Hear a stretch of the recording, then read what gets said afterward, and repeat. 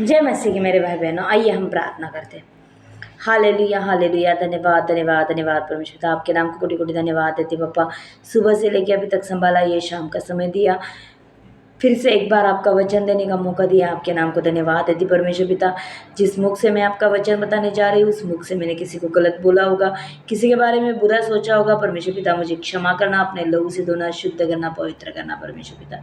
परमेश्वर पिता, आपका वचन दुधारी तलवार है, जो बताने वाला और सुनने वाला दोनों के जीवनों में कार्य करता है। हम दोनों के जीवनों में आपका वचन कार्य करने पाए परमेश्वर पिता। आप हमें चलाइए, आप हमारी सहायता कीजिए, आप हमारी मदद कीजिए परमेश्वर पिता।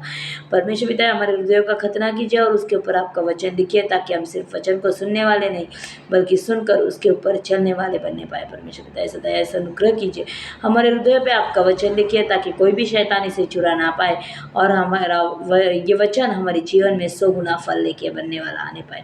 ये दुआ मेरे प्यारे प्रभु यीशु मसीह के नाम से मांगती, सुन और कबूल करे, आमीन। जय मसीह के मेरे भाई बहनों, आज हम जो वचन देखने वाले हैं वो है थेसलनी की पत्री उसका 3रा अध्याय और उसके 3रे वचन से हम कुछ बातें आज सीखने वाले हैं, जो पौलुस आपसे और मुझे कहता है।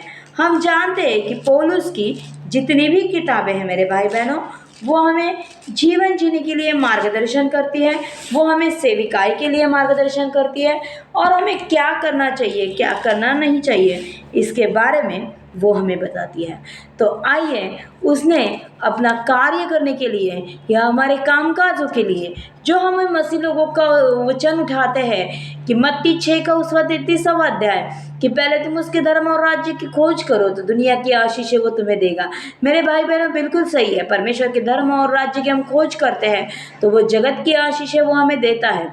और बहुत से पास्टर, बहुत से चरवाहे इस वचन को उठाते हैं, वो काम भी करते हैं, लेकिन वो कोई वर्क या कोई काम नहीं करना चाहते जगह जिससे उन्हें इनकम आए, और उसकी वजह से उनका पूरा परिवार सफ़र होता है। या बहुत बार ऐसा होता है कि उस वजह से वो लोग अपनी सेविकाई को भी नहीं चला पाते, क्योंकि वो पूरी तरह से जब परिवार टूटता है तो उसका असर सेविकाई पे भी होता है। जब परिवार में प्रॉब्लम्स, दिक्कत आती है तो उसका असर सेविकाई में भी होता है। इसीलिए पौलुस ने खुद के जीवन से कुछ उदाहरण हर एक सेवक को दिया है। हम देखते हैं।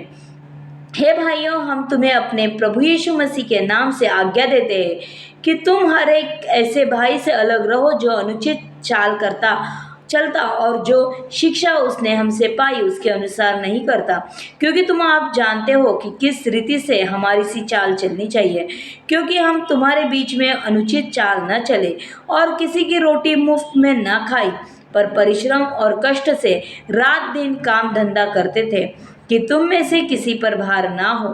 यह नहीं कि हमें अधिकार नहीं, पर इसलिए कि अपने आप को तुम्हारे लिए आदर्श ठहराए कि तुम हमारी सी चाल चलो, क्योंकि जब हम तुम्हारे यहाँ थे तब भी यह आज्ञा तुम्हें देते थे कि यदि कोई काम करना न चाहे तो खाने भी न पाए। हम सुनते हैं कि कुछ लोग तुम्हारे बीच में अनुचित चाल चलते हैं और कुछ काम नहीं करते, पर दूसरों के काम में हाथ डाला करते हैं। ऐसों को हम प्रभु यीशु मसीह में आज्ञा देते और समझाते हैं कि चुपचाप काम करके अपनी ही रोटी खाया करें। तुम में हे भाइयों, भलाई करने में साहस ना छोड़ो। हम जानते हैं कई चरवाहे, कई सेवक, कई दास ऐसे बोलते हैं कि हम मजदूरी कर रहे हैं प्रभु के राज्य में, तो हमें उसका वेतन मिलना चाहिए, मजदूर को उसकी मजदूरी मिलनी चाहिए। ज़रूर मेरे भाई बहनों, ज़रूर मिलनी चाहिए, लेकिन हमें उस मजदूरी पे ही डिपेंड नहीं रहना है। परमेश्वर का वचन पौलुस अपनी खुद की जीवनों के द्वारा हमें दिखाता है। वो कहता है कि जो काम नहीं करता वो अनुचित चाल चलता है, जो खुद का काम नहीं करता और दूसरे के कामों में लुढ़बुढ़ करता है, हाथ डालता है। परमेश्वर का वचन हमें सिखाता है, हमें सेविकाई ज़रूर करनी है, हमें प्रभु का काम ज़रूर करना है, लेकिन हमें अपनी जो ज़रूरतें हैं या अपने घर की, अपने परिवार की ज़रूरतें हैं, उसे पूरा करने के लिए हमें काम करना है, क्योंकि बाइबल कहती है जो काम नहीं करता उसे रोटी तोड़ने का भी हक नहीं।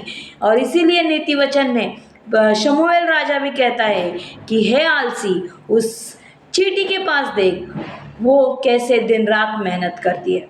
मेरे भाई बहनों, ऐसा नहीं है कि परमेश्वर हमें नहीं देता या नहीं दे सकता, वो ज़रूर हमें देता है, लेकिन हमें उसके लिए कार्य करना ज़रूरी है। हम अगर कार्य करेंगे तभी परमेश्वर हमें ब्लेस करेगा, आशीषित करेगा। हाँ, जिनको फुल टाइम मिनिस्ट्री की सेवा है वो ज़रूर करें।